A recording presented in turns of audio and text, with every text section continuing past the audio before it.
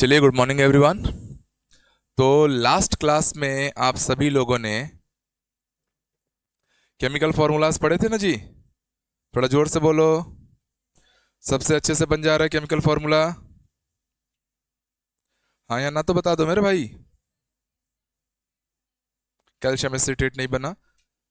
और मैं थोड़ा सा एक बार वो भी कर लेता हूँ कि कौन कौन से हमारे क्वेश्चंस मैंने लास्ट क्लास में दिए थे, उसको एक टैली कर लेता हूँ।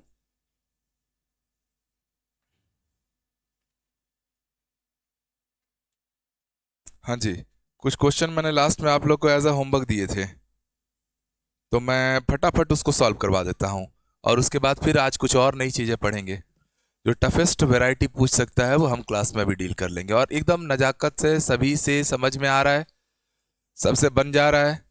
अब टफ तो नहीं लग रहा ना कि हे दाई हे दादा ये कहाँ से आता है, ये कैसे पूछता है, पढ़ा हुआ नहीं है। सब पढ़ा हुआ ही रहता है, बशर्ते आप थोड़ा सा प्रिपेयर रहिए। सर, बात हुआ है, मैंने कुछ क्वेश्चन दिए थे लास्ट क्लास में।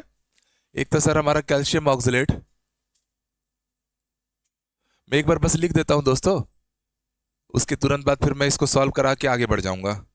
फिर है कैल्शियम नाइट्रेट। हिंदी में भी यही नाम है, तो अंग्रेजी में लिख दे रहा हूं, तो कोई परेशानी तो नहीं है किसी को? हिंदी में भी तो आप इसको यही नाम दोगे, कैल्शियम ही नाम दोगे।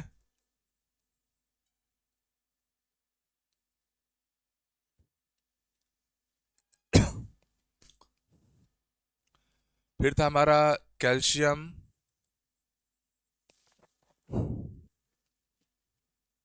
एसीटेट।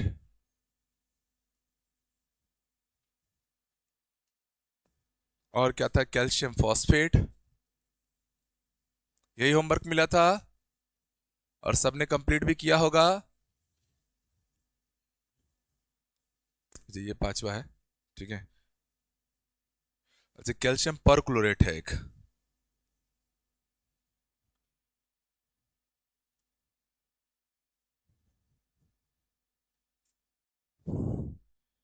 फिर क्या है? पोटेशियम फॉस्फेट, है ना।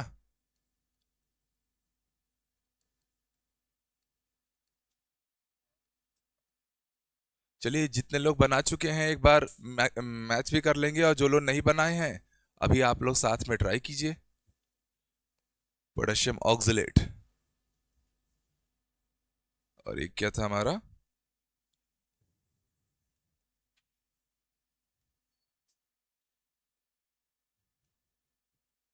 इसमें मैंने दो और दिया था, पोटेशियम हाइड्रोक्साइड।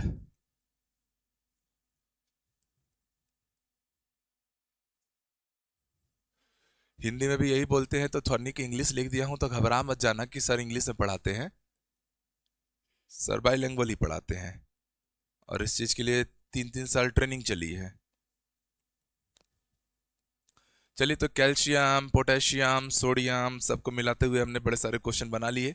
अभी ये जो भी क्वेश्चन आप देख रहे हो, ये क्वेश्चन जो चल रहे हैं, ठीक है, ये सारे सवाल आप लोगों के जनरल साइंस में आ जाते हैं। जनरल साइंस का अर्थ ये होता है कि भैया व्यापम का कोई भी एग्जाम आप भरोगे, अभी अगले साल भी प्रयोगशाला परिचारक का एग्जाम है ना, तो उसमें तो 10वीं मांगता है जी।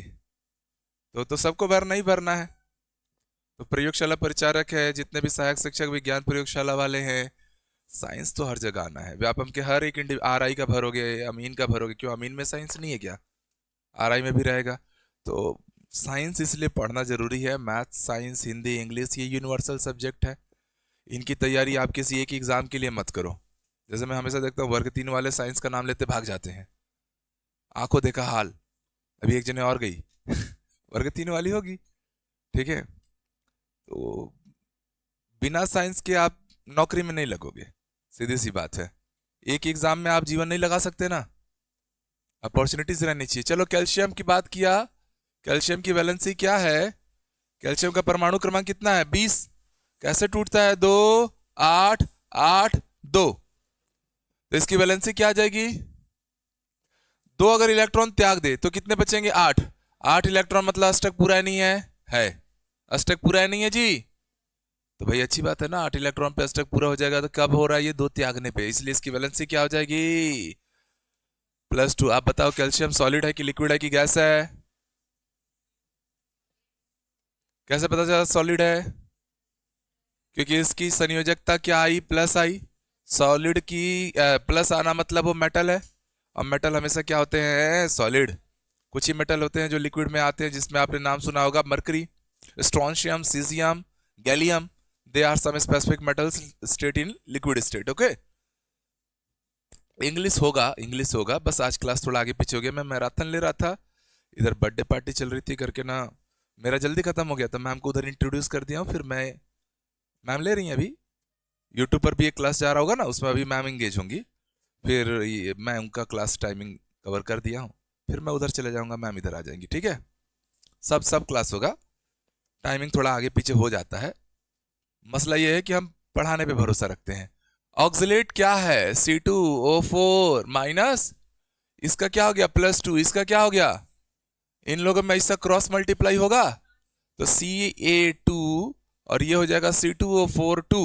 अब देखो दोनों 2 के पहाड़े में आते हैं, इसलिए जनरल फॉर्मूला क्या बना, दोनों में से 2 काटा दो, CaC2O4। This is the general chemical formula of calcium oxalate. CaC2O4 सबका आया है, जिनका आया है सही आया है। अगला कैल्शियम नाइट्रेट की बात करते हैं। भैया यहां लिया मैंने कैल्शियम +2, नाइट्रेट के ऊपर क्या चार्ज आता है, मैंने पिछले क्लास में पूरा चार्ज निकालना तक सिखा दिया था। ये नहीं कि आप नाइट्रेट आयन के चार्ज को रट लो, ऐसा तो कहा ही नहीं।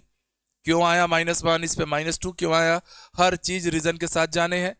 तो अब इसको ऐसा नाइट्रेट पे -1 है ना, तो देखो कैल्शियम के नीचे क्या आ गया, 1, और नाइट्रेट के नीचे क्या आ जाएगा, 2। तो ब्रैकेट डाल के लगाना ना, तो ये सबके लिए रहेगा। This is the chemical formula of calcium nitrate. Calcium sulphate, ये है कैल्शियम, ये है सल्फेट। सल्फेट पे क्या चार्ज, -2। कैल्शियम का दोनों सेम टेबल में है, तो सेम टेबल में है तो भैया डायरेक्ट CaSO4 लिख दो ना, क्योंकि Ca2SO4 ट्वाइस लिखोगे, बाद में वो 2 इस तरीके से कैंसिल करके क्या लिखोगे, CaSO4। और CaSO4 का नाम क्या है, जिप्सम, है ना, इसका नाम क्या है, जिप्सम। इंटू 2H2O रहता है, तो CaSO4 इंटू 2H2O क्या हो जाएगा, जिप्सम। और इसी जिप्सम से बनता है plaster of Paris. Very important, कई बार पूछ चुका है आपसे। एक बार सवाल पूछा है, ये MP में पूछा गया था चयन परीक्षा में, कि भैया जिप्सम से प्लास्टर ऑफ पेरिस कितने डिग्री टेम्परेचर पे बनता है। कई बार टेम्परेचर पूछ देगा, वो आपको छाटने के लिए ही बैठा ही है।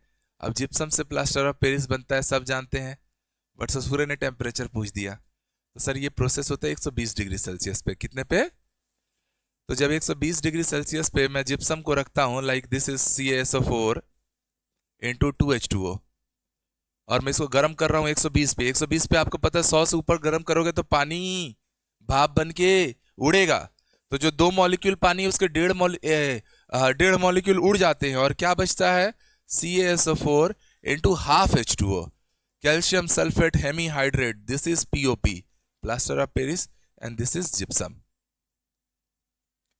समझ में आया? तो आपसे टेम्परेचर पूछ दिया, वो कहीं से भी पूछेगा। हम अगर इतना तय रहता है कि मेरे नोट्स के बाहर से नहीं पूछेगा, क्योंकि मैं वो टीचर ही नहीं हूँ जो रिस्ट्रिक्टेड रहे। मैं तो दुनिया भर के क्लासेस ले रहा हूँ, सबके पेपर सॉल्व करा रहा हूँ, तो मेरे दिमाग में भी रहता है कि यार ये MP में पूछा है, CG के बच्चों को बता दो, क्या पता CG में रिपीट मार दे। ठीक है, अच्छा उससे ज्यादा आप पढ़ भी नहीं सकते हैं, जितना मैं करा रहा हूँ उतना बस आप संभाल लीजिए, वही एक्सेस है।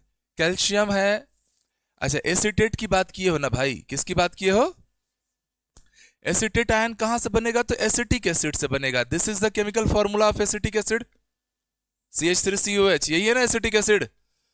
इसमें से अगर मैं H+ निकाल दूंगा तो हमें क्या मिल जाएगा, एसिटिक एसिड से ये क्या बन गया भैया, ये था एसिटिक एसिड, और एसिटिक एसिड से बनता है एसीटेट आयन। तो एसीटेट आयन पे क्या चार्ज आ गया, -1। अब पकड़ में आया सवाल। ऑक्जेलिक एसिड था, उससे 2 हाइड्रोजन निकल के ऑक्जेलेट आयन बनाए। सल्फ्यूरिक एसिड से सल्फ्यूरेट आयन बन जाए, जो भी नाम रहेगा। नाइट्रिक एसिड से नाइट्रेट आयन बनता है। तो वैसे ही एसिटिक एसिड से एसीटेट आयन बना, और इस प्रोसेस में कितने चार्ज आ गए, तो भैया ये है मेरा कैल्शियम वैलेंसी +2, और ये है मेरा एसीटेट क्या, -1। आप क्रॉस मल्टीप्लाई कराइए भाई, तो क्या फॉर्मूला बन गया, Ca, और ये जो CH3COO है उसके नीचे क्या लगा दूं, तो this is the chemical formula of calcium acetate. Easy है, सब अब बन जा रहा है ना, टफ तो नहीं लग रहा, पर धीरे धीरे लेवल बढ़ाऊंगा, ठीक है। और एकदम पीकेस्ट लेवल पे जाके हम लोग करेंगे कि उससे बाहर पीएससी ना पूछ पाए। 2 क्लास में ही हो जाएगा, एक तो हम अच्छा भी पढ़ेंगे और बहुत लिमिटेड टाइम में पढ़ लेंगे। इस सब का ट्रेनिंग हुआ है ना अपना, पहले नीट आईआईटी पढ़ाते थे ना, तो वही आईआईटी पढ़ाए हैं, मतलब आप तो खेला ही खत्म समझो, उससे बड़ा तो इस देश में कोई पढ़ाई होता ही नहीं है tough. Ca3PO4 twice, this is the general formula of calcium phosphate. बन गया सबसे। चलिए, कैल्शियम परक्लोरेट, ये है कैल्शियम और ये है हमारा HClO4 माइनस परक्लोरेट। कैल्शियम का क्या लिया +2, इसका क्या लिया -1, क्रॉस करा दूं, तो जैसे ही क्रॉस होगा तो हमें क्या मिलेगा Ca और ये होगा HClO4 twice. This is the chemical formula of calcium perchlorate. तो कुछ भी नाम दे दे, बस आपको ये याद रहना चाहिए कि कैल्शियम मतलब Ca वैलेंसी +2, परक्लोरेट मतलब HClO4 -1 होता है। बन जाएगा। सब तो लिस्ट मैंने पहले आयंस का लिखवा भी दिया है ना। अब आते हैं सर पोटेशियम फॉस्फेट, बड़ा सरल सरल हो जाएगा यहाँ पर। तो पोटेशियम परमाणु क्रमांक कितना है 19, मतलब 2 8 8 1, वैलेंसी क्या आएगी, तो पोटेशियम का क्या लिया, अब फॉस्फेट का क्या आता है -3, तो फॉर्मूला क्या बन गया K3PO4, बात खत्म, पोटेशियम फॉस्फेट। ठीक, पोटेशियम ऑक्सलेट है, पोटेशियम है यहां पर, ऑक्सलेट है, ऑक्सलेट आयन पे क्या चार्ज है -2। प्रैक्टिस के लिए मैं इतने क्वेश्चन इसीलिए दिया क्योंकि आपको ये याद हो जाए। तो केमिकल फॉर्मूला क्या बन गया K2C2O4, K2C2O4, this is a chemical formula of potassium oxalate. ठीक, पोटेशियम नाइट्रेट है, तो पोटेशियम वैलेंसी +1, नाइट्रेट आयन पे क्या चार्ज आता है, क्रॉस कराइए, क्या बना, इसी को बोलते हैं चिल्ड सॉल्ट पेपर। ये सवाल आया है 2024 के सीजी टेट के साइंस वाले सेक्शन में, जाओ सॉल्ट पेपर के ऊपर क्वेश्चन आया था।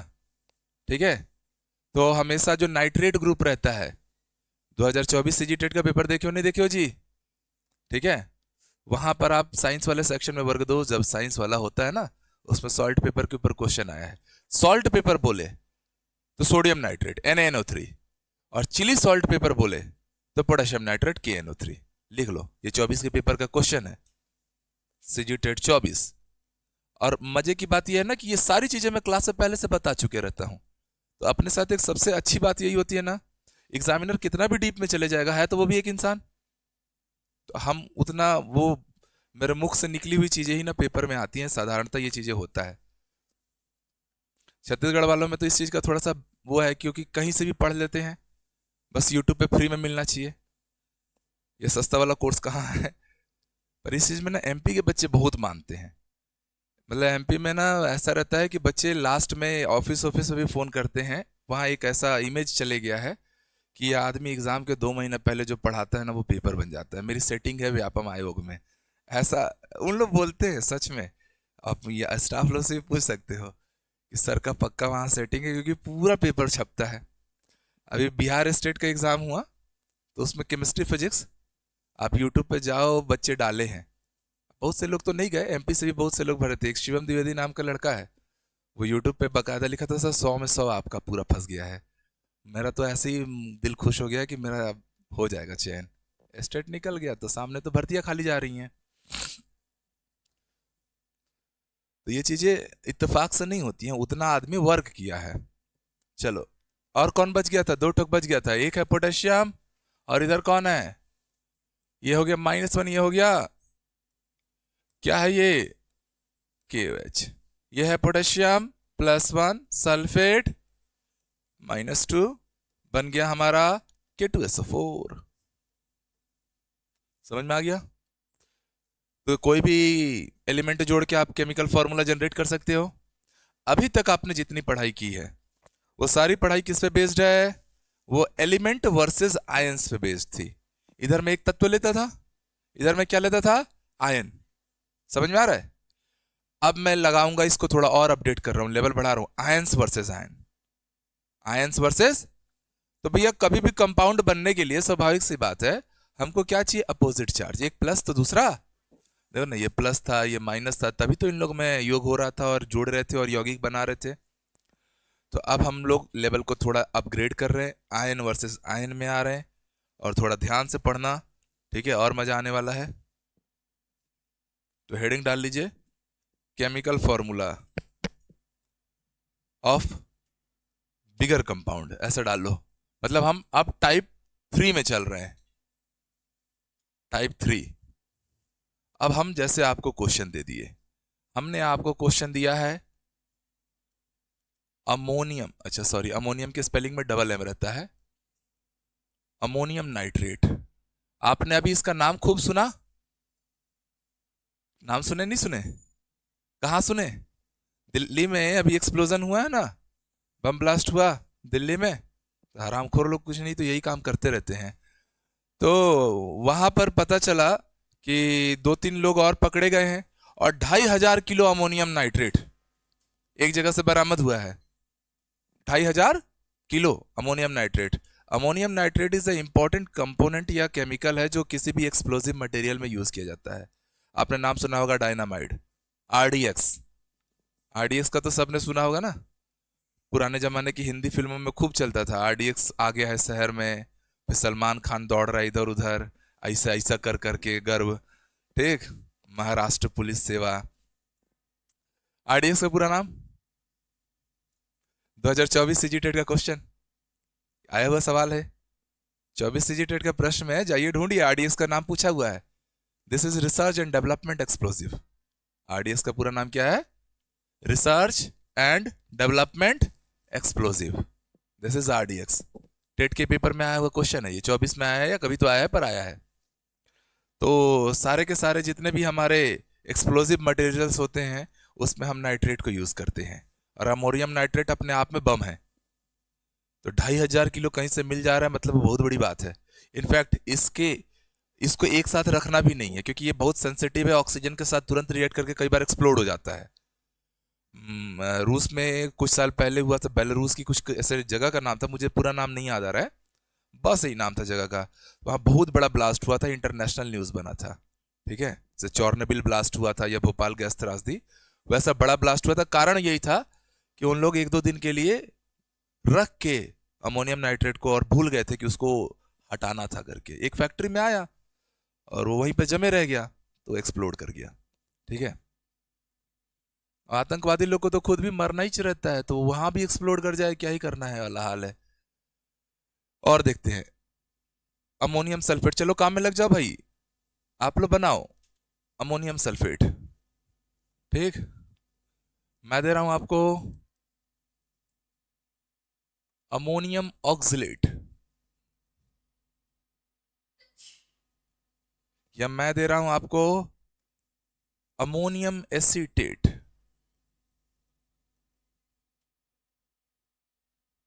ठीक, या अमोनियम फॉस्फेट। अमोनियम फॉस्फेट का कहां यूज करते हैं,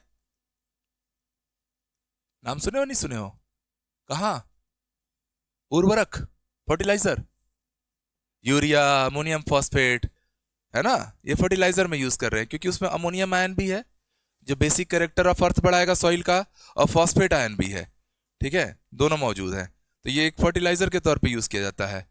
अमोनियम नाइट्रेट ये लिया मैंने, अमोनियम, अमोनियम पे क्या चार्ज, और नाइट्रेट पे क्या चार्ज, NO3 माइनस, तो इसका वैलेंसी +1, इसका वैलेंसी -1, दोनों की क्रॉसिंग कराइए, तो दोनों में तो 1-1 है, इसलिए फॉर्मूला क्या बन गया, NH4NO3,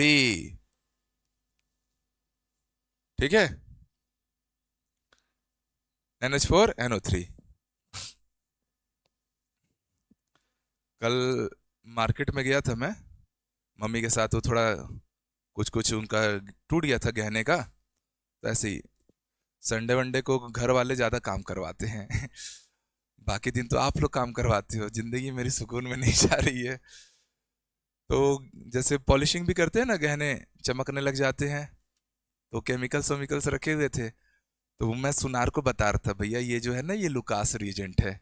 it's a combination of nitric acid and hydrochloric acid, 1:3 composition. फिर एक पाउडर जैसा रहता है, वो लोग बर्न करके पाउडर में डालते हैं, तुरंत से चमक आ जाती है। तो मैं पूछा ये क्या है, तो बोलता है आपको नहीं समझ में आएगा। मैं बोला बताओ, तो बोलता है नौसादर। मैं बोला अरे मेरा 10वीं का क्वेश्चन। मैं बोला सर केमिकल फार्मूला NH4Cl है इसका, अमोनियम क्लोराइड बोलते हैं। बोलता है सुहागा बोलते हैं।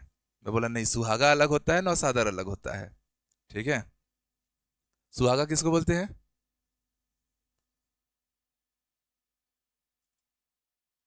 हम्म।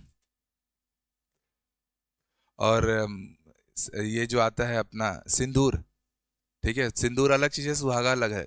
सिंदूर में मैं तो मेरे ख्याल से Na2B4O7 × 7H2O, ठीक है।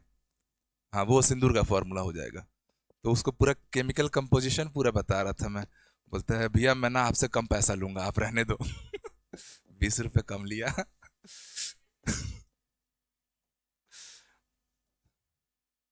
बाकी लोग देख रहे थे। चलिए, अमोनियम सल्फेट, फिर से अमोनियम, और यहाँ पर कौन है? सल्फेट। तो ये हो गया +1 और ये हो गया, क्रॉस कराइए, क्या हो जाएगा? अमोनियम के नीचे क्या लगा देना है भैया? उसके नीचे 2, और सल्फेट के नीचे 1। तो this is the basic formula of ammonium sulphate. ठीक है, क्लियर हो जाएगा? कुछ भी बन जा रहा है अब, इनका बनाइए जल्दी जल्दी से, मुझे भरोसा है आप सब लोग सही बनाएंगे।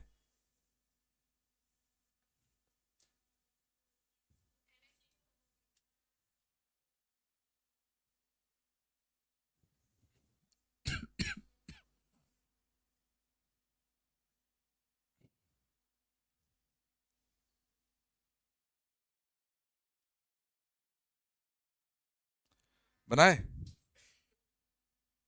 ठीक है ना, देखते हैं अभी।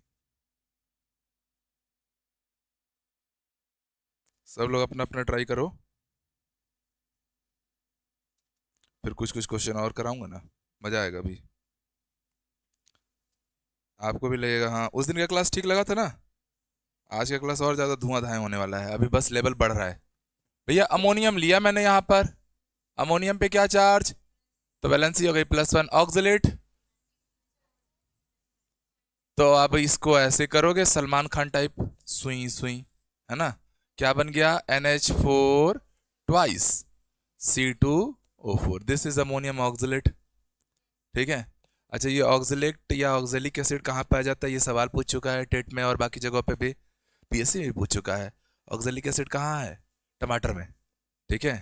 टार्टरिक एसिड इमली में, सेव में मैलिक एसिड या मेलोनिक एसिड भी बोल सकते हो। उससे स्किन में थोड़ा सा वो रहता है, निखार रहता है। तो कश्मीर वश्मीर वाले खूब सेव उगाते हैं, खूब खाते भी है, कश्मीरी सेव बहुत फेमस है। तो उन लोग का चेहरा भी सेव जैसे लाल लाल दिखता है। ठीक है। अमोनियम एसिटेट, हम लोग धूप खाते हैं। और क्या खा सकते हैं? जादू ना हम लोग हैं। मेरे को बहुत अच्छा लगा था वो जादू भाई। ये कैसा इसका इसका फॉर्मूला कैसे बनेगा सर? NH4CO आगे छूट जाएगा ना, तो इसको हम लोग ऐसा लिखेंगे, CH3CO को पहले लिख देंगे और सामने क्या लगा देंगे? दिस इज अमोनियम एसिटेट, है ना? क्योंकि O- को खाली छोड़ नहीं सकते हैं, उल्टा करके लिख दिए बस, कोई बात नहीं है, नाम सेम है। अमोनियम फॉस्फेट है, तो अमोनियम फॉस्फेट में ये लिया मैंने अमोनियम को, +1 चार्ज, फॉस्फेट पे क्या चार्ज है? -3, क्रॉस करा दिया मैंने। तो अमोनियम फॉस्फेट हमारा तैयार हो चुका है, NH4 थ्राइस PO4। ठीक, ऐसा कुछ भी बोल दे आप बना पाओगे। आयंस वर्सेस आयंस को भिड़ाने बोल दे तो भी बना लोगे, बोलो हाँ या ना? थोड़ा जोर से बोलो, सारे बोलो। चलिए अब आ जाइए, आपने ये सारी चीज़ें तो सीख ली। अब आते हैं भाई हम सीधे सीधे मेन मुद्दे वाली चीज़, जो हमेशा टफ लगती है और इसके क्वेश्चन आते हैं। आप टेट परीक्षा दो, चयन परीक्षा दो, आप PSC दो, कुछ भी दो, हमेशा इसके क्वेश्चन रहेंगे। केमिकल रिएक्शन बैलेंसिंग, हेडिंग डाल लीजिए, the most valuable asset, balancing of chemical reaction. इसमें अच्छे अच्छे लोग धाराशायी होते हैं ना। बैलेंसिंग, रासायनिक समीकरण को संतुलित करना, बैलेंसिंग ऑफ केमिकल रिएक्शन।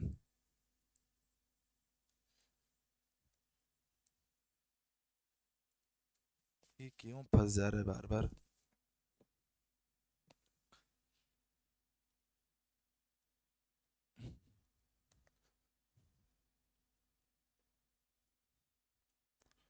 संतुलित करना।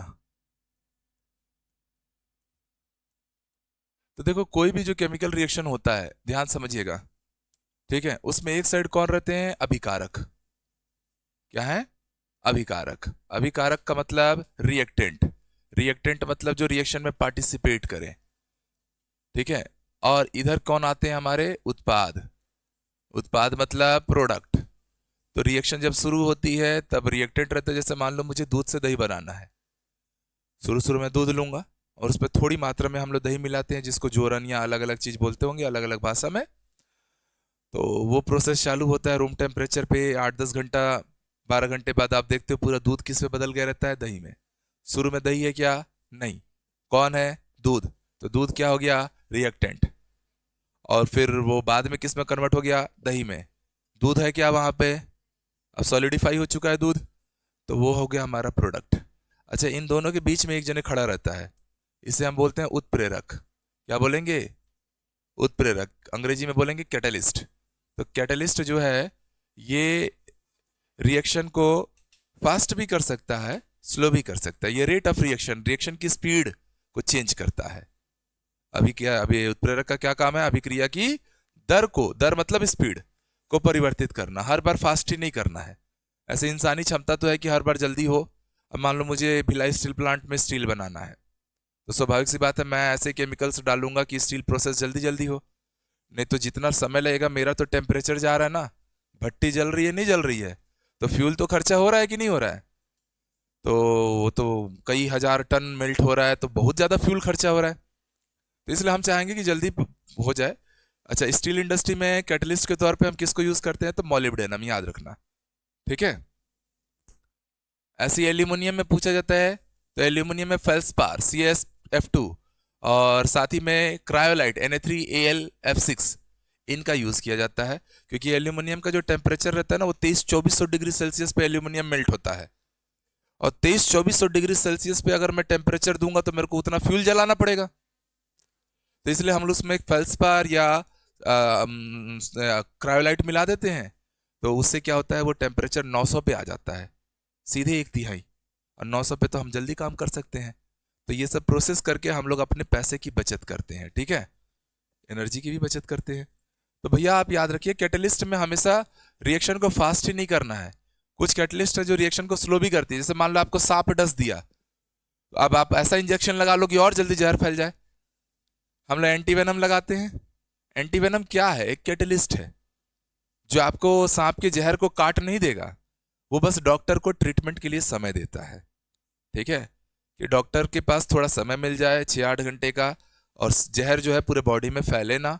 और फिर डॉक्टर जो है अलग अलग मेडिसिन चला के उस जहर को शरीर से बाहर निकालने का काम करे। तो एंटी वेनम लगा दिए तो आप बच ही जाओगे, कोरोना वैक्सीन लग गया तो आप जिंदा ही रह जाओगे, ऐसा जरूरी नहीं है, ठीक है। तो वो नेगेटिव कैटलिस्ट है जो रिएक्शन को क्या कर रहा है?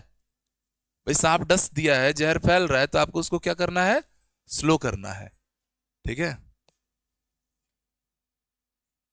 चलिए, तो अब आते हैं सर हम लोग केमिकल रिएक्शन बैलेंस करने में।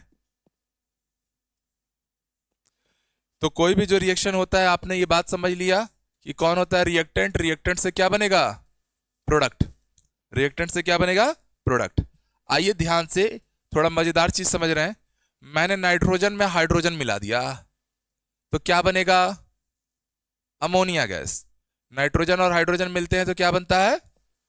आपको इसको बैलेंस करना है कि इसके कितने कितने मोल कितने कितने आए, ठीक है। ये है बैलेंसिंग। समझ में आ रहा है?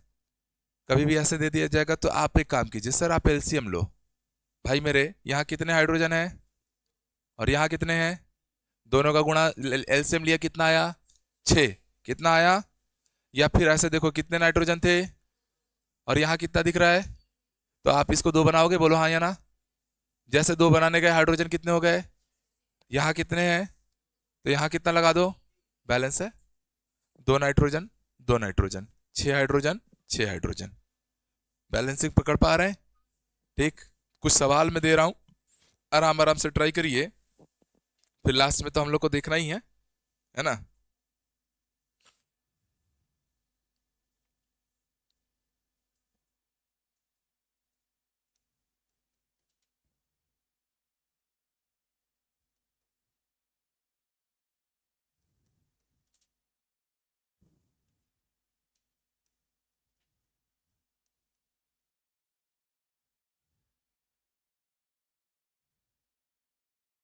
बगल में कौन सी गैस आएगी ये बताना है।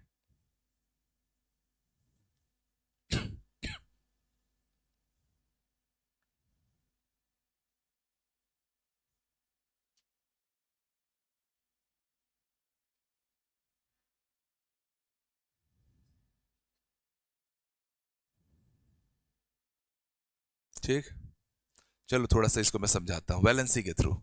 ऐसे तो दिमाग लगाने वाला बात अलग है, बट फॉर्मूला ओरिएंटेड चीजें हम समझते हैं। ये बड़ा क्वेश्चन दे दिया हूं मैं एक ठोक, समझिएगा बात को। यहाँ पे मेरे पास जो जो केमिकल्स हैं उनको लिखिए और उनकी वैलेंसी को लिख दीजिए। 4 अलग अलग केमिकल्स हमको दिखाई दे रहे हैं, ध्यान से समझना क्योंकि ये चीजें आसान नहीं है। एक कौन दिख रहा है? मैग्नीशियम। दूसरा कौन दिख रहा है? नाइट्रोजन। तीसरा हाइड्रोजन। चौथा, चलिए काम में लगे। मैग्नीशियम की वैलेंसी क्या है भैया? 2 है, प्लस माइनस की जरूरत नहीं है क्योंकि हम तो मैथमेटिकल डाटा ले रहे हैं। 2 है। नाइट्रोजन की वैलेंसी 3 है, हाइड्रोजन की 1 है, ऑक्सीजन की, आपको करना इतना रहेगा कि आपको इनका एलसीएम लेना है। क्या लेना है? एलसीएम लेना है। तो 2 3 2 का एलसीएम कितना हो गया? 6। अगर 6 हुआ है तो इसमें अब आप क्या करिए, उस एलसीएम को मल्टीप्लाई कराइए। तो 2 इंटू 3 कितना हो गया? 6। बस मेटल को देखना, मेटल के अलावा और कुछ नहीं। तो मुझे 6 मैग्नीशियम करने हैं। कितने करने हैं? 6 करने हैं। यहाँ कितना है? तो क्या लगा दिया? तो अब जैसे ही मैंने यहाँ पर 2 लगाया, 6 किया, भाई साहब यहाँ कितने हो जाएंगे सीधे? पकड़ में आया? केवल मेटल को पकड़ो, बाकी सबकी जरूरत है भी नहीं हमको। ऑक्सीजन और हाइड्रोजन को बैलेंस करने मत जाया करो, ठीक है। जैसे ही यहाँ 2 लगा, यहाँ क्या लग गया? 6 लग गया। बोलो हाँ या ना। अच्छा, अब ध्यान से समझिएगा। अब यहाँ पर हम लोग ऑक्सीजन गिनना शुरू करते हैं। यहाँ पे बगल में NH3 दिया हुआ है, अमोनिया गैस बन रही है, ठीक। ऑक्सीजन गिनिए, कितने ऑक्सीजन? 12। 6 सामने है ना। या मान के चलो ऐसा भी लेता मैं, यहाँ पर 2 का मल्टीप्लाई नहीं भी कराता, ठीक है। यहाँ पर कितने मैग्नीशियम से? 3, तो यहाँ भी क्या लगा दिया? तो ऑक्सीजन अब कितने हो गए? 2 3 6। यहाँ कितने दिख रहे हैं लेफ्ट में? 1, तो यहाँ क्या लगा दिया? 6 का गुणा करा दिया। ऑक्सीजन बैलेंस हो गया, मैग्नीशियम बैलेंस हो गया। बात है अब किसकी? हाइड्रोजन की, नाइट्रोजन की। कितने नाइट्रोजन है? ठीक, और इधर कितने हैं? तो यहां पर कितना लगा दोगे? अपने आप देखना, चौथा अपने आप बैलेंस हुआ होगा। अगर हुआ है तो सही है, नहीं है तो गलत है। हाइड्रोजन कितने आ रहे हैं हमारे पास? 12। कितने आ रहे हैं? यहां कितने मिले? 6। और यहां कितने मिले? 6। अपने आप बैलेंस हुआ है। चौथा वाला जो रहेगा या जो लास्ट केमिकल बचेगा वो सेल्फ बैलेंस हो जाए तो आपने सही बनाया, नहीं हो तो गड़बड़ है मामला, ठीक है। इसको हटा दो, सोच के ही बनाते हैं हम लोग, सिंपल आसान पड़ेगा। ऐसे पहले मैं कुछ क्वेश्चंस आप लोग को देता हूं, ठीक है, फिर आप बैलेंसिंग के तौर पे आगे बढ़ना। टफ क्वेश्चन शुरू में दे दिया मैंने, चलो कोई नहीं।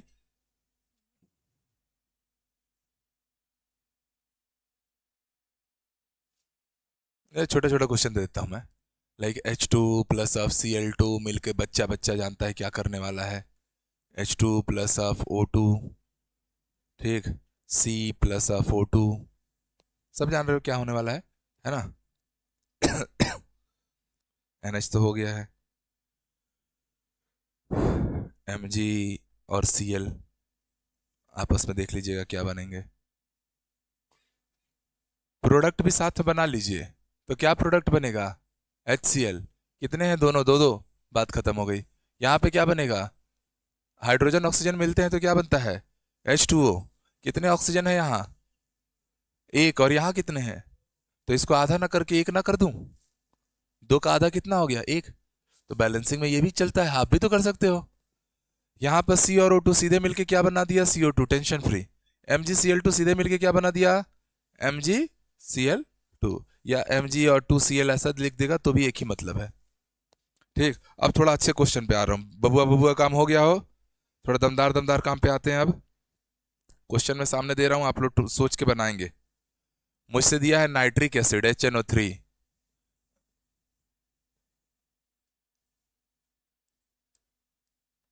HNO3। नहीं समझ में आएगा, कोई घबराने वाली बात नहीं है, आप बस बने रहना, ठीक है। एक टाइम के बाद सब कुछ अपने आप समझ में आने लग जाएगा। ठीक, फिर मुझसे दिया है, देखो किताब में क्या रहता है या क्वेश्चन जब भी पेपर में आता है ना, तो वहां पर रिएक्टेंट और प्रोडक्ट, अभिकारक और उत्पाद दोनों देता है। पर मैं आपकी ट्रेनिंग ऐसा करा रहा हूँ कि मैं केवल रिएक्टेंट दे रहा हूँ, प्रोडक्ट दे ही नहीं रहा हूँ। मतलब हम दो लेवल में ट्रेंड होंगे, हम प्रोडक्ट भी खुद से बनाएंगे और बाद में उसको बैलेंस भी करेंगे।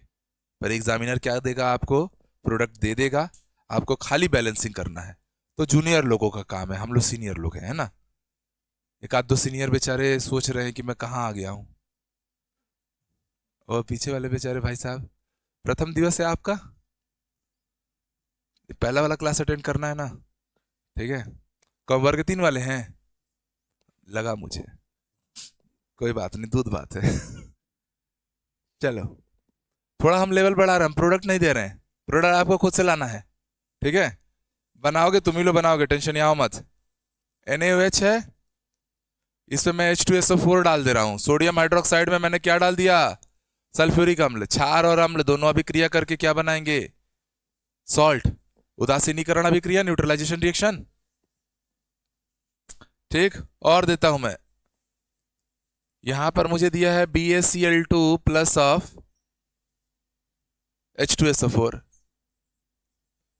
बस मैं आपको रिएक्टेंट दे रहा हूं, आप खुद से प्रोडक्ट भी डिजाइन करो और लास्ट में वो भी सॉल्व करो, बैलेंसिंग भी करो।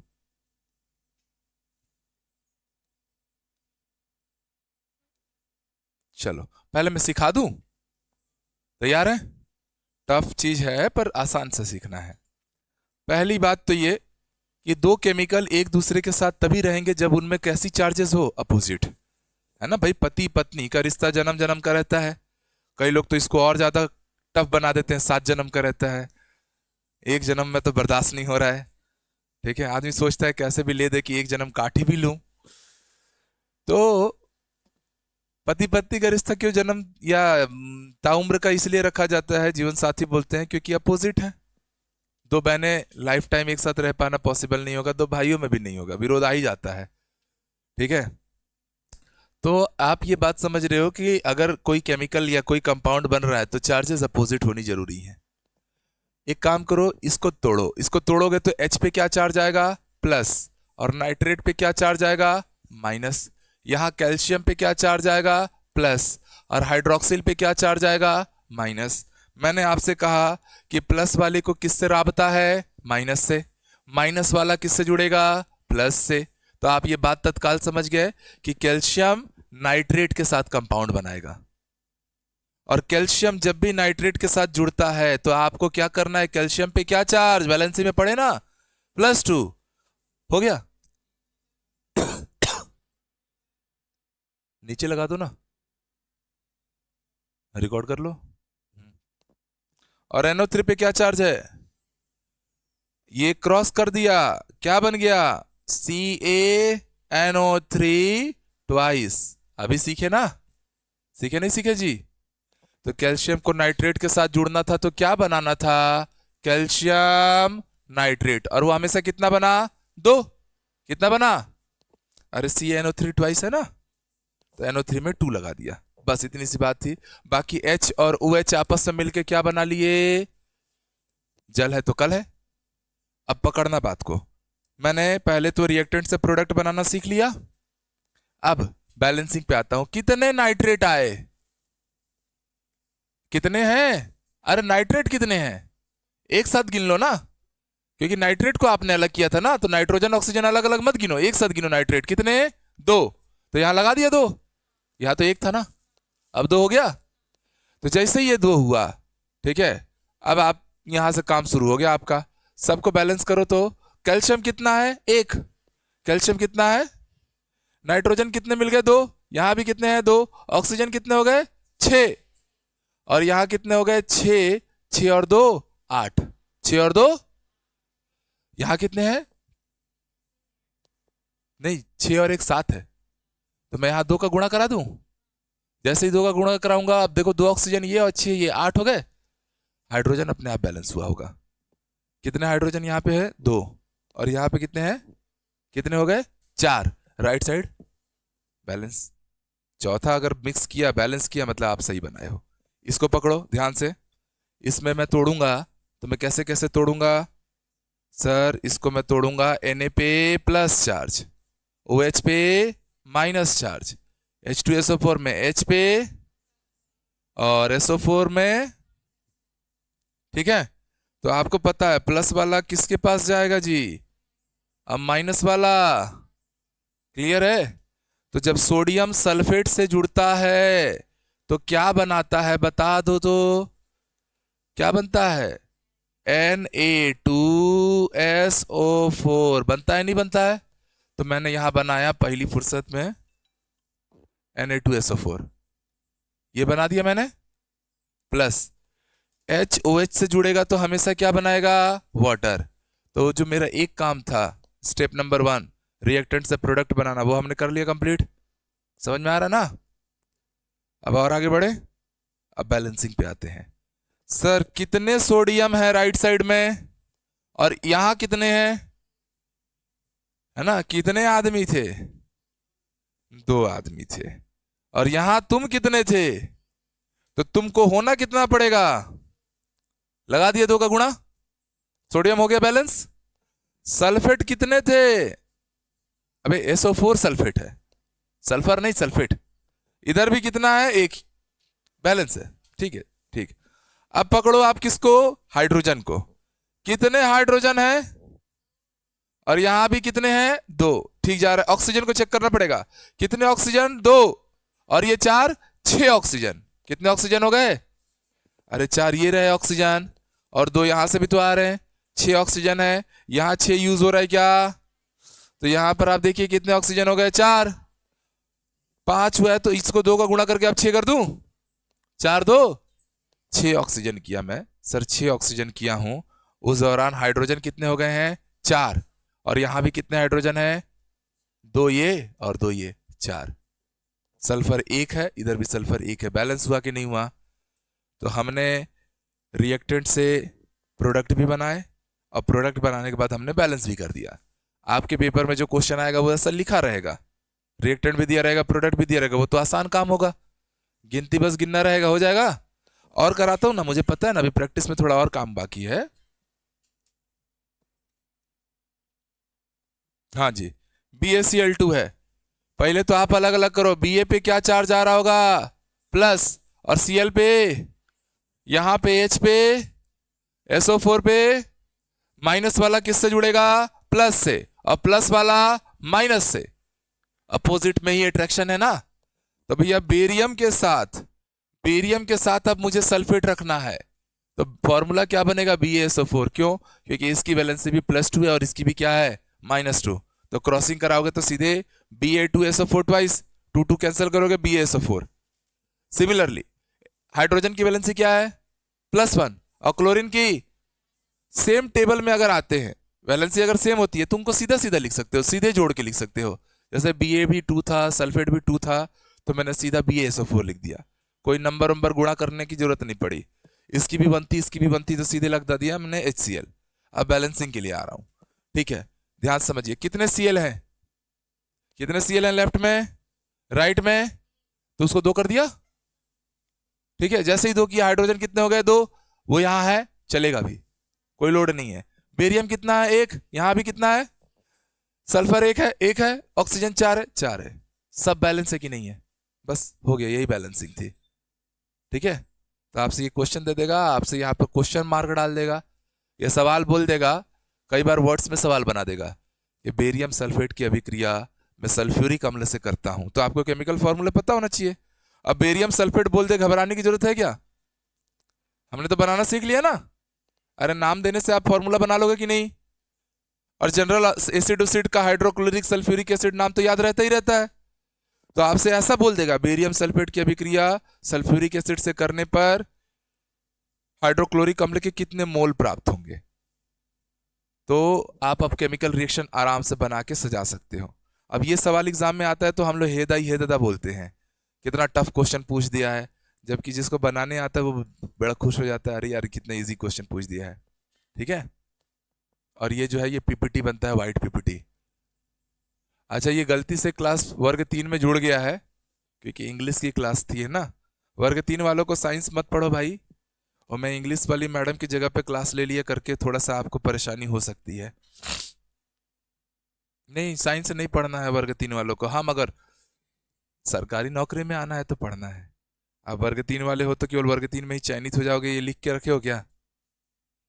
जो तैयारी कर रहा है बच्चा वो चयनित हो ही जाएगा, जरूरी नहीं है ना। ऐसे में तो सब 1% लोग जरूरी नहीं है सिलेक्शन ले ले, ओपी चौधरी जी का स्टेटमेंट भी है। ठीक है, बाकी 99% लोग जनरल कंपटीशन की तैयारी तो करोगे तो पढ़ो। इधर पकड़ू मैं, इधर बेरियम पे क्या चार्ज, प्लस, और क्लोरीन पे, एल्यूमिनियम पे, अच्छा इस पे +2 आता है, एल्यूमिनियम पे क्या आता है, और सल्फेट पे, तो प्लस वाला किसके पास जाएगा और माइनस वाला किसके पास जाएगा। तो भाई ये बात समझ रहे हो आप लोग, बेरियम सल्फेट इस पे भी +2 है, इस पे भी -2 है, तो सीधे सीधे लिख दू BaSO4 प्लस एल्यूमिनियम एक रहेगा, एल्यूमिनियम पे क्या चार्ज है +3, और क्लोरीन पे क्या है -1। तो हमने ये पढ़ा है ना, एल्यूमिनियम का +3 क्लोरीन का -1 रहे तो क्रॉसिंग करने के बाद क्या बनेगा, एल्यूमिनियम के नीचे 1 और क्लोरीन के नीचे, तो यहां पर हमें क्या मिला, AlCl3। तो आपसे सवाल पूछ देगा, बेरियम क्लोराइड एल्यूमिनियम सल्फेट से रिएक्ट कर रहा है, व्हाइट प्रेसिपिटेट बन रहा है, किसका व्हाइट प्रेसिपिटेट बनता है, ऑप्शन में डाल देगा बेरियम सल्फेट। तो आपको ये बनाने आना चाहिए, इसलिए मैं आपको प्रोडक्ट बनाना सिखाया, क्योंकि सवाल कहीं से भी घुमाएगा, बोल देगा ये रिएक्शन कर रहे हैं तो क्या बनेगा। एक पैटर्न ये है, दूसरा क्या क्या बन सकते हैं, तीसरा कितने कितने मोल में बनेंगे, इसके अमाउंट क्या रहेगी। ठीक है, तो चलिए मेरे भाई काम में लगिए। कितने एल्यूमिनियम है यहाँ पे और यहाँ कितने हैं, तो 2 कर दिया, 2 कर दिया। अब बेरियम सल्फेट में देखो सल्फर कितने हैं, SO4 पूरा, SO4 पूरा कितना है, और यहाँ कितना लगा है, ए भाई ये पूरे SO4 को एक साथ देखो ना, एक, कितना लगा है, यहाँ कितने हैं, तो यहाँ 3 का गुणा कराओगे, हाँ या ना। जैसे यहाँ 3 का गुणा हुआ, बेरियम कितने हो गए राइट साइड में, तो यहाँ लेफ्ट में कितना भरना पड़ेगा, तो हमने एल्यूमिनियम को बैलेंस कर दिया, हमने बेरियम को बैलेंस कर दिया, हमने सल्फेट को बैलेंस कर दिया। बैलेंसिंग बची किसकी है, क्लोरीन, एकमात्र बचा है, वो अपने आप बैलेंस होना चाहिए, तो हम सही बनाए हैं, नहीं हुआ तो गलत है। क्लोरीन कितने मिले यहाँ पर, 6, और यहाँ मिला क्या कुछ, यहाँ गिनो कोई क्लोरीन है क्या, नहीं, यहाँ सेल्फ बैलेंस हो गया, मतलब हमने सही बनाया है। तो सवाल आपसे ऐसा बोल देगा कि बेरियम सल्फेट की अभिक्रिया, सॉरी बेरियम क्लोराइड की अभिक्रिया सोडियम सल्फेट से कराने के लिए हमको BaSO4 बनाना है, कितने मोल बेरियम क्लोराइड लूं, ये डाल देगा। तो कितने मोल लेने हैं, 3 मोल। अब वो ऐसा घुमा घुमा के सवाल जब पटकता है ना तब बड़ा तकलीफ हो जाता है, पर अब आपके सामने कुछ भी डाल दे, हम केपेबल हैं, प्रोडक्ट भी हम खुद से बना ले रहे हैं, ऊपर से जा रहा है क्या विमान, तो कूद के पकड़ो ना जी। ठीक है, कूदो। और कराता हूं ना प्रैक्टिस, काहे घबरा रहे हो, नहीं समझ में आ रहा है कोई इशू नहीं है, अभी करते रहेंगे। पहाड़ एक ही दिन थोड़ा भी टूट जाएगा, पहला छेनी मारा दशरथ मांझी और 2 हिस्से में पड़ गए, इंद्रदेव था क्या वो, मारते गया आखिर में पहाड़ तोड़ा ना, वही हाल है। देवता तो है नहीं हम लोग कि 2 सवाल में समझ में आ जाए, पर हाँ एटीट्यूड तुम्हारा देवताओं जैसा रहता है कि 2 सवाल में नहीं समझ में आ रहा, टीचर गंदा पढ़ा रहा है तभी मुझे समझ में नहीं आ रहा है ना। 1-2 सवाल में अगर समझ नहीं आ रहा है मतलब टीचर ही पक्का खराब है। तो देवता जैसा एटीट्यूड लेके जी रहे हो, है ना। तो भगवान हो, छड़ी चला दिए तो अब हो गया बस, इधर इधर कहानी खत्म। चलो भाई और देता हूं मैं।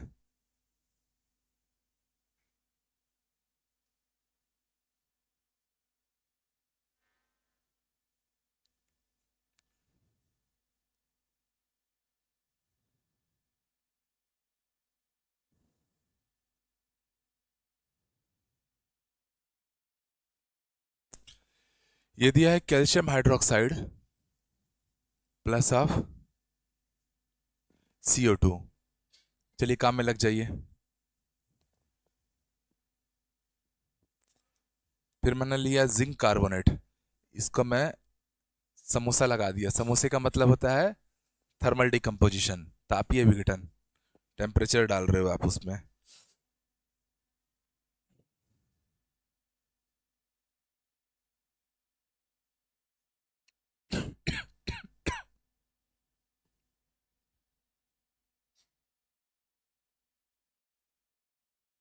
देखिए क्या क्या बन रहा है, और बैलेंस भी करना है साथ में।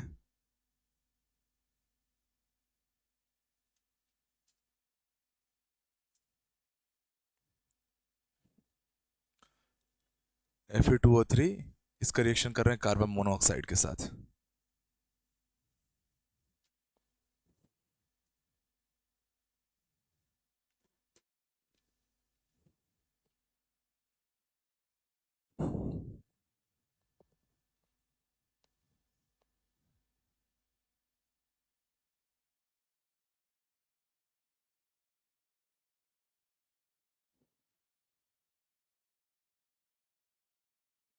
भैया इधर कैल्शियम लूंगा, कैल्शियम हाइड्रोक्साइड को मैं किससे रिएक्ट कर रहा हूं सर? कार्बन डाइऑक्साइड के साथ।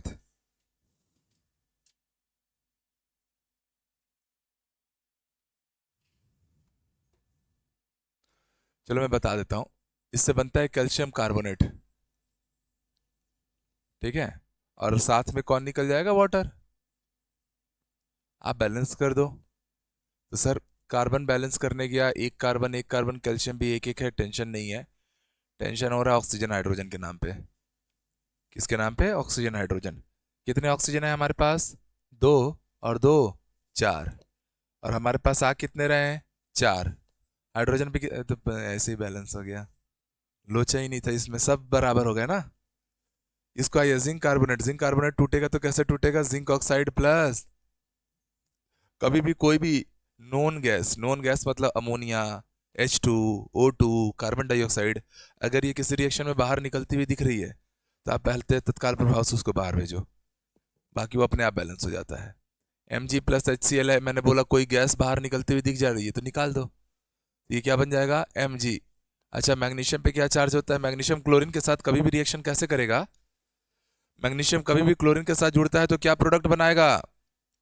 MgCl2 ना। यहां पर मैं MgCl2 करूंगा तो जैसे ही दो क्लोरीन हुए तो यहां भी कितने का मल्टीप्लाई, तभी तो 2H2 H2 बन गया ना, दो हाइड्रोजन बन गया अपने आप। तो ये सवाल ना, ये सवाल आपके पीएससी में पूछा है। क्या पूछा है? कि कोई भी जो क्षार धातु, क्षारीय मृदा धातु, ये एक्टिव मेटल्स में आते हैं, सक्रिय धातु, कोई भी सक्रिय धातु किसी भी अम्ल के साथ रिएक्शन करे, किसी भी, वो हमेशा कौन सी गैस मुक्त करती है? ऑप्शन आ गया था, हाइड्रोजन, ऑक्सीजन, हाइड्रोनियम आयन। ये सवाल पीएससी का है। सवाल को कितना अच्छा अरेंज किया, क्वेश्चन ही यहीं पे हो गया कि कभी भी धातु की अभिक्रिया किसी अम्ल के साथ होती है, कौन सी गैस बाहर निकलती है? हाइड्रोजन। नीट में भी पूछ चुका है, सीजीपीएससी में पूछ चुका है, यूपीएससी भी पूछ चुका है।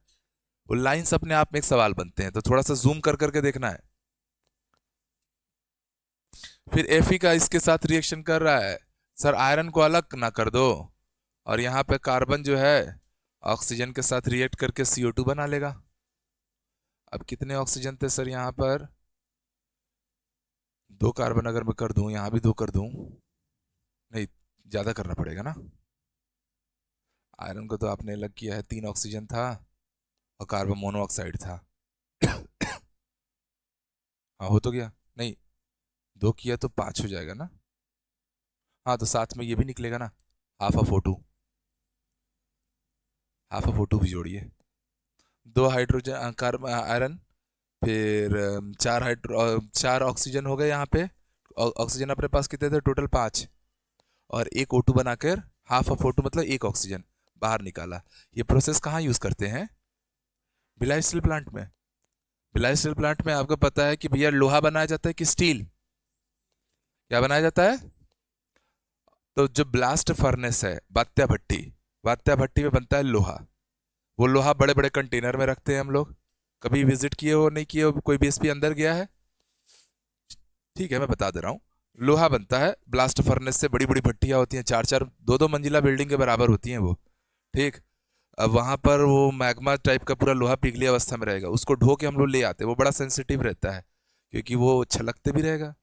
अब कोई तो बाल्टी में लाओगे, नॉर्मल स्टील की बाल्टी में ला पाएंगे क्या लोहे में? वो तो खुद लावा पिघला देगा। तो वहां रिफ्रैक्टरी ब्रिक्स से बना हुआ एक चेम्बर रहता है, मतलब अग्निशः ईंटों का बना हुआ। वो ईंटें आती हैं कनाडा और ऑस्ट्रेलिया से। वो नॉर्मल ईंट नहीं रहती है, एक एक ईंट आपका हजार हजार रुपए का रहेगा उसका। हमारे यहाँ तो 5 रुपए 7 रुपए वाला रहता है। तो वो अलग रहता है, उससे हीट का कुछ नहीं पड़ता है। उसमें हम लोग डाल डाल के क्या करते हैं, लाते हैं और छलकते रहता है तो लावा गिरता है। कई कई बार मुंडी पे गिर जाता है, आदमी जल जाता है, मौत सीधे। इसलिए थोड़ा ध्यान देना पड़ता है। उसको जब लाया जाएगा ना कन्वर्टर शॉप में, कहा कन्वर्टर शॉप मतलब कन्वर्ट करना, आयरन को किस में कन्वर्ट करेंगे, स्टील में। तो वहां पर क्या होता है पता है, वहां पर फिर से गर्म करना पड़ेगा क्योंकि लाते लाते ठंडा हुआ है ना। तो वहां पर हम लोग क्या करेंगे, मैग्नीशियम, क्रोमियम, निकिल, इनके ना रॉड फेंकते हैं उस लावा में। क्यों? क्योंकि निकिल क्या करेगा, मजबूती देगा। स्टील मजबूत है, ये सब सवाल पूछा जाता है। क्रोमियम, ये सीजी टेट का क्वेश्चन भी रह चुका है, शिक्षक भर्ती में भी आ चुका है, पीएससी में भी आ चुका है कि स्टील में जंग लगता है क्या? नहीं लगता है। लोहे में लगता है क्या? हाँ। स्टील में क्यों नहीं लगता है? क्योंकि हमने लोहे में मिला रखा है किसको, जिंक और क्रोमियम को। ठीक है। स्टील चमकता है, क्रोमियम के कारण चमक रहा है, जिंक के कारण उसमें एंटी रस्टिंग प्रॉपर्टी है, जंग नहीं लग रहा है। निकिल क्या कर रहा है, मजबूती दे रहा है। और इस पूरे प्रोसेस में हम लोग को फिर से गर्म करना है, यस और नो? गर्म करना है ना, तो फिर से भट्टी जलाना पड़ेगा। सारा खर्चा तो भट्टी जलाने का ही तो है। और बीएसपी इतनी अच्छी यूनिट है ना कि वो 1 रुपए एक्स्ट्रा खर्चा नहीं करती। वो क्या करते हैं पता है, कन्वर्टर शॉप में जैसे ही आया, पूरा एक बड़ा सा टनल रहेगा, उसमें मैं पूरा पलटते जाऊंगा, सब इकट्ठा कर दूंगा और ऊपर से ना ऑक्सीजन सप्लाई कर दूंगा। ऑक्सीजन के साथ एक प्रॉपर्टी है कि ऑक्सीजन एक्सोथर्मिक रिएक्शन करता है। हमारे बॉडी में भी हम खाना चबा रहे हैं, एनर्जी आ रहा है नहीं आ रहा है? एनर्जी क्यों आ रहा है? क्योंकि हम सांस ले रहे हैं। हम सांस ले रहे हैं, बॉडी में क्या जा रहा है, ऑक्सीजन। वो हमारे बॉडी के मेटाबॉलिक जो सिस्टम चल रहा है, खाने के जब टूटे मॉलिक्यूल्स कार्बोहाइड्रेट में, प्रोटीन में, फैट्स में, वो उनके साथ जुड़ के ऑक्सीडेशन हुआ। ऑक्सीडेशन से एक्सोथर्मिक प्रोसेस हुआ, एनर्जी रिलीज हुई और वो मेरे पूरे बॉडी को मिली। तो ऑक्सीजन का जुड़ना मतलब एक्सोथर्मिक। तो हम ऊपर से खाली क्या करते हैं, ऑक्सीजन सप्लाई करते हैं, वो अपने आप खोलने लगेगा, वो खुद हीट बढ़ाने लगेगा। तो वहां पर हम लोग को चूल्हा जलाने की जरूरत नहीं पड़ती। मेरे को ये सिस्टम इतना अच्छा लगा, बोला बताओ, पैसा ही नहीं खर्चा करना है, खाली ऑक्सीजन ला के गिरा देना है। और इतना प्योर ऑक्सीजन रहता है ना, जाके सांस लेने का मन कर जाता है। इस प्रोसेस में यही आपका ब्लास्ट फर्नेस में चल रहा है, ऑक्सीजन रिलीज हुई है। बीएसपी क्या करती है, जो जो चीज रिलीज होती है ना उसको इकट्ठा करती है। तो ब्लास्ट फर्नेस से रिलीज हुआ ऑक्सीजन इकट्ठा करेगी, कन्वर्टर शॉप में भेज के उसी ऑक्सीजन को फिर से गिरा के वापस से अपना काम चला लेगी। और तो और जो बाई प्रोडक्ट बनते हैं, नैप्थलीन, एंथ्रासीन, बीएसपी में बहुत सारे बाई प्रोडक्ट बनते हैं, उन सबको बीएसपी सेल करती है। बीएसपी केवल स्टील बेच के पैसा नहीं कमा रही है। एंथ्रासीन का मार्केट रेट जानते हो कितने, 1000 रुपए में चलता है, वो लाखों लाख में बिकता है। तो बीएसपी का ऐसा सिस्टम उन्होंने बनाया ना कि सारा वेस्ट मटेरियल वो यूज कर रहे हैं, मतलब उनको किसी पे डिपेंड होने की जरूरत है। इलेक्ट्रिसिटी भी वो लोग खुद का बना रहे हैं। अब भिलाई में रहते हो तो 2 इलेक्ट्रिसिटी चलता है, पता है ना, नगर निगम का अलग है, बीएसपी का। अभी हम लोग किसके लाइट में पढ़ रहे हैं, बीएसपी, क्योंकि ये एरिया नगर निगम का नहीं है। सिविक सेंटर किसके कंट्रोल में है, बीएसपी के। ठीक है, चलिए मिलते हैं। बैलेंसिंग वाला और क्वेश्चन कल के क्लास में कर लेंगे।